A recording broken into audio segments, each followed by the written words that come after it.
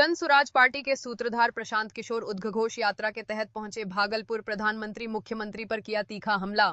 Bihar Jan Suraaj party के सूत्रधार प्रशांत किशोर उद्घोष यात्रा के तहत एक दिवसीय दौरे पर भागलपुर पहुंचे, जहां भागलपुर के पीरपैंती और शाहकुंड प्रखंड में एक उद्घोष जनसभा को संबोधित किया। वहीं इसी क्रम में भागलपुर के सर्किट हाउस में जन सुराज पार्टी के सूत्रधार प्रशांत किशोर ने एक प्रेस संवाददाता को संबोधित किया, जहां प्रधानमंत्री नरेंद्र मोदी पर तीखा हमला करते हुए बिहार के 1,25,000 करोड़ रुपए का पैकेज को लेकर निशाना साधा। जबकि प्रधानमंत्री नरेंद्र मोदी पर भारत में विभिन्न बिल को लेकर बिहार में धर्म की राजनीति कर आम लोगों को बेवकूफ बनाने का जमकर हमला बोला। वहीं देश के प्रधानमंत्री और बिहार के मुख्यमंत्री नीतीश कुमार पर निशाना साधते हुए सरकारी खर्च पर प्रचार प्रसार करने का भी प्रशांत किशोर ने आरोप लगाया है। जबकि प्रशांत किशोर ने नीतीश कुमार पर तीखा हमले करते हुए कहा कि नीतीश की मानसिक स्थिति ठीक नहीं है। जहां मुख्यमंत्री नीतीश कुमार की आज ऐसी स्थिति है कि बिहार के एक भी मंत्री परिषद का नाम नहीं बता सकते हैं। वहीं जन सुराज पार्टी के सूत्रधार प्रशांत किशोर ने कहा कि बिहार में आम लोग भाजपा जदयू राजद से त्रस्त हो चुके हैं। बिहार की 60% जनता बिहार में बदलाव चाहते हैं, जिसका विकल्प नहीं था,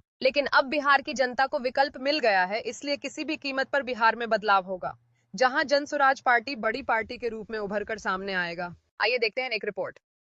अब मोदी जी से आप लोग को एक ही सवाल आपके माध्यम से पूछना चाह रहा हूं कि 2015 में सर आप आए थे, 1,25,000 करोड़ के पैकेज की घोषणा आपने आरा से बिहार के लिए की थी। 2015 के बाद से लगातार दिल्ली में आप ही की सरकार है और बिहार में भी नीतीश और भाजपा की सरकार 10 में 7 साल रही है। तो कृपा करके ये बता दीजिए कि क्या आपने 1,25,000 करोड़ भेजा कि नहीं भेजा। अगर भेजा तो इसका मतलब है कि आप ही की राज्य की सरकारों ने उसको लूट लिया, या फिर आपने भेजा ही नहीं। तीसरी तो कोई बात हो नहीं सकती, क्योंकि हम लोग तो कहीं देख नहीं रहे। 1,25,000 करोड़ का पैकेज आपको हमको तो कहीं नहीं दिख रहा है। तो दो ही बात हो सकती है, या तो मोदी जी ने भेजा नहीं, या भेजा तो उन्हीं की राज्य सरकार ने उसको लूट लिया। तो मोदी जी को कल उसका जवाब देना चाहिए। सुनिए जरा, आप आ रहे हैं बिहार में मदद करने के लिए। देश के सबसे गरीब और पिछड़े राज्य बिहार में आप आ रहे हैं जनप्रतिनिधियों से संवाद करने के लिए।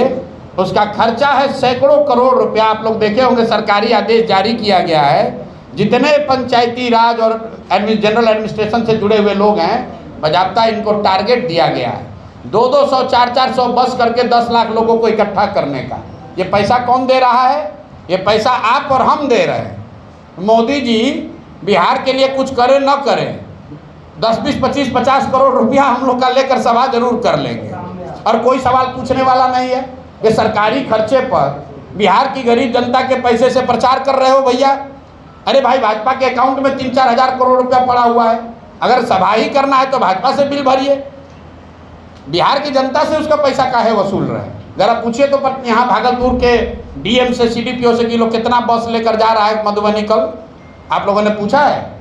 बजाबता सरकारी आदेश जारी हुआ, सरकारी आदेश जारी हुआ है। सबको टारगेट फिक्स किया गया है कि कितने लोगों को लेकर बस लेकर पहुंचना है। कोई सवाल नहीं पूछ रहा है।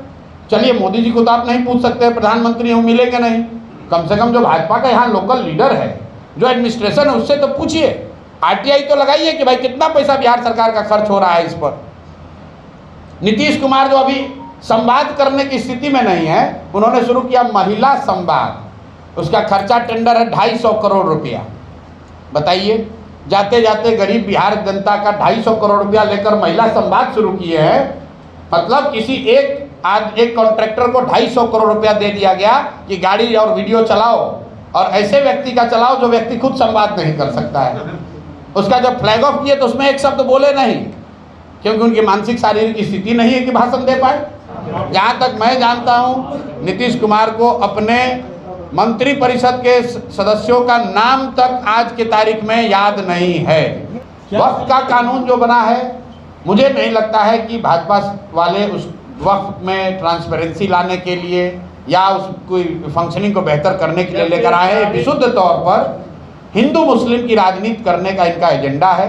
इसका प्रमाण ये है कि आप देखिए, पीछे एक कानून आया था सीए एनआरसी का, और भाजपा के समर्थकों को ये बताया गया कि सीए एनआरसी कानून इसलिए देश में जरूरी है क्योंकि यहाँ से मुस्लिम शरणार्थियों को, मुस्लिम आतंकवादियों को हटाना है। कुछ लोगों ने ये भी कहा कि हिंदू खतरे में है अफगानिस्तान में, पाकिस्तान में, बांग्लादेश में, उनको लाकर देश में नागरिकता देनी है, इसलिए CA/NRC लगाया गया का कानून लाया गया है। अब मैं आपके माध्यम से भाजपा के अपने साथियों से, उनके समर्थकों से पूछना चाहता हूं कि भाई CA/NRC देश में लागू है, बता दो कि पिछले 2 साल में कितने हिंदुओं को तुमने अफगानिस्तान, पाकिस्तान, बांग्लादेश से लाकर उनको नागरिकता दी है, या ये बता दो कि कितने मुस्लिम आतंकवादियों को तुमने उस कानून के तहत देश से हटा दिया है। तो इनका एजेंडा है हर साल 1.5 साल में कोई ना कोई एक ऐसा मुद्दा लाओ जिससे समाज में हिंदू मुस्लिम वाली बात चलती रहे।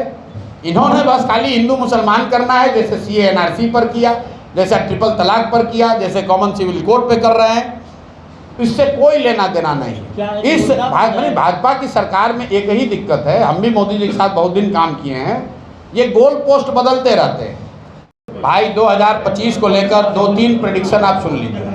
बिहार में मैं जो अभी कहूँगा आप कहेगा आप तो जनसुराज के नेता इसलिए कह रहे हैं, लेकिन जो मेरी अपनी प्रोफेशनल समझ है, नवंबर में बिहार में नया चीफ मिनिस्टर बन जाएगा। नीतीश कुमार अब बिहार में चीफ मिनिस्टर नहीं बन पाएंगे किसी भी हालत में। गारंटी क्या होता है, लिख के दे देते हैं। दूसरी बात बिहार में 60% से ज़्यादा आबादी बदलाव चाहती है। वो चाहे राजद का सपोर्टर हो, किसी जाति का हो, किसी धर्म का हो, भाजपा का सपोर्टर है, नीतीश का सपोर्टर है, 60% से ज़्यादा लोग आंकड़े बता रहे हैं वो बदलाव चाहते हैं। वो लालू नीतीश के इस राज से थक गए। इसका मतलब ये नहीं है कि 60% लोग जनसुराज को चाहते हैं, उस पर विवाद हो सकता है, उस पर अभी जनता को निर्णय लेना है, लेकिन 60% से ज़्यादा लोग बिहार में बदलाव चाहते हैं। अब आप कहिएगा कब निर्णय लेंगे, तो डेटा और साइंस ये बताता है कि 25% वोटर, याद रखिए इस बात को, करीब 25% वोटर चुनाव के 3 दिन पहले 72 घंटे में निर्णय लेता है। तो आपके हमारे लिए जरूरी ये है जानना कि बिहार में बहुतायत संख्या में 60% से ज़्यादा लोग बदलाव चाहते हैं। अब बदलाव के वाहक के तौर पर जिस पर भी उनका विश्वास बनेगा, जो भी सबसे ईमानदार और सशक्त विकल्प जनता को दिखेगा, वो जीत कर आएगा।